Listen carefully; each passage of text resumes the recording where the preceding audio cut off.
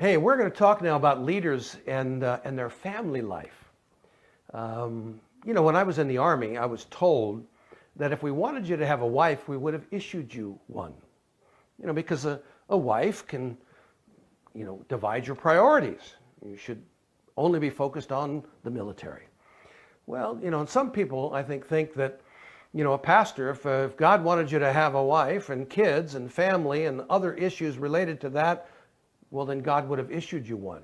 Because I've found that congregants sometimes believe that their pastor is their personal pastor, their guide to life, and they're to be there at their very beck and call. Well, that very concept of the idea that a pastor is on duty 24/7 is really one of the greatest stressors that we find in marriage and family life of those that are a part of the ministry, a part of church leadership. The demands, if you will, of the church are sometimes so strong that the family gets neglected. I remember a dear friend, Dr. John Delgado. His dad was a superintendent of a denomination in the New York area. And John used to teach a little introduction to pastoral theology. And he would start by saying, my father had an affair. And he would go on about this mistress and how beautiful she was, but how demanding she was. And he spent all the time with her. And of course, what he was talking about was the church. The church was the mistress, if you will, that got all of the positive and all the attention, and what everybody got at home was the grumpy old man.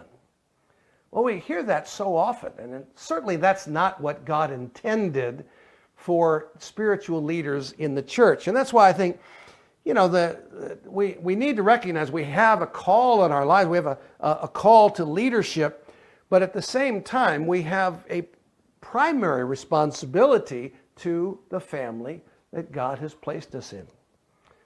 And none of us who are in spiritual leadership have done it perfectly. It doesn't exist. We've all made mistakes, and frankly, probably, most likely, our kids have been damaged to a certain extent because of our devotion to our ministries. Well, we find the same thing with anyone that's devoted to a certain career path and they're passionate about it. We find the same thing that usually happens in doctors' homes and lawyers' homes and CEOs of major businesses. Anyone that's relatively successful, you're going to get the same complaints. But we're supposed to be perfect, aren't we? I mean, we're pastors, we're spiritual leaders. But of course that doesn't exist. But we do need to be conscious, we need to be aware, and we need to be focused on, to a certain extent, making sure that the needs of our families are at least not neglected, if anything, that they're benefited because of your role in spiritual leadership. And so, it starts out, of course, if you're a single pastor, you have nothing to worry about except for the 2/3 of your congregation, which are female, that all believe they've heard from God to marry you. So that doesn't happen. Oh, yes, it does. But that's another story. I mean, if you are single and God's called you to celibacy, most likely you're not going to end up pastoring, at least not successfully. Be involved in other areas of ministry, but probably not pastoring. Because again, people look to their pastor as the ideal everything. But now, if you've gotten married, hopefully you've made a good selection on the husband or wife. One of the big problems we find in much spiritual leadership is a relationship that's not very good, and it wasn't advisable from day one. I mean, I remember back in the day, especially in the 1970s, people were so just waiting for the rapture to happen. So they either decided, I'm not going to get married, or they got married quickly because I don't want to go to heaven, celibate. That would be horrible. And they made terrible decisions about who they should marry. So, one of the things that we should recognize is that, the selection of a spouse is very important. And the nurturing of that relationship becomes even more important if you haven't made the best selection. Because, again, I think heaven's viewpoint is simple. Maybe just before you got married, all of heaven would be screaming, don't do it. But once you say I do, God says, make it work. make the best out of it. Love your wife, honor your husband, etc. All of that becomes germane in our daily life. And so really, in terms of priorities, obviously our relationship with God is number one. The church, though, is not number two, and they're not necessarily the same thing. To love God doesn't mean serve the church. To love God means to love God. It's your personal relationship with the Lord. That is primary. Secondarily, love your wife, care for your kids, and then serve the Lord in the vocational calling in which He has given you. And so often the problems that we find in ministers' homes comes because those priorities are out of whack.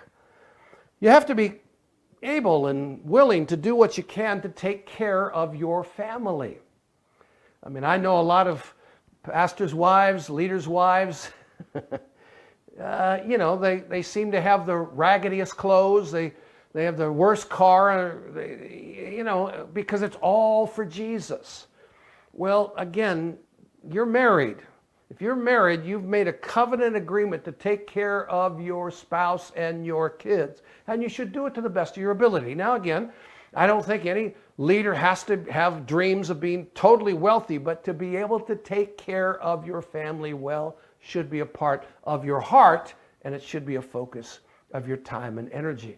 And I've had many people say, yeah, but if I'm full-time with the church, then I only make so much. I said, well, maybe you have to supplement that income. That's a dialogue to have with your church leadership. If they can't take care of you properly, well, then you got to do something, because taking care of your family is not an option, it's an absolute. It's required. So as a husband, you need to love your wife. As a father or mother, you need to care for your children and raise them in the nurture and the admonition of the Lord. And so it's very helpful, and I found this to be helpful in life and ministry, is to have special times for your spouse, especially. For my wife and I, it was always usually Friday night, because that seemed to be the best night. So we had a date night, and we enjoyed that date night. With my kids, I would pick them up. I had some flexible time, so I would go get them at lunchtime, every other week or so, pick them up at school, take them out to McDonald's, make all their friends jealous. But do that just for the personal time and relationship. I mean, you build into it good rituals, birthdays and holidays, etc., and you want to make those things a priority. So listen, when you're thinking about leadership, leaders, you need to protect your family as well. And this is the last point I want to make on this is sometimes your kids and your spouse are almost in a fishbowl, and you need to do what you can to protect them. Because by far they are more important to you, but they're more important really, I think, in the kingdom than all the rest of the folks out there. I mean, look, you have a responsibility, but you also have a privilege to love your kids, to love your spouse, and to see them fulfill, their life ambition as well. And so especially in public, you want to honor your spouse. You should provide good security for them, because remember, after it's all said and done, none of us are probably going to be dying in the pulpit. Well, at least we hope we don't, especially if we don't want to be shot or something like that. But most of us, we're going to eventually end our ministries in terms of the active phase of it. And we're going to still have our family left. And what we want to be able to have is an intact, healthy, loving, caring family. Not perfect, doesn't exist, but a family that they can look back and say, they did their best. And we had a good life together, because we knew the most important thing was that we were loved, that we were valued, even above the vocation that mom or dad had. Hey, we're going to talk more about this leadership in the church in our next session.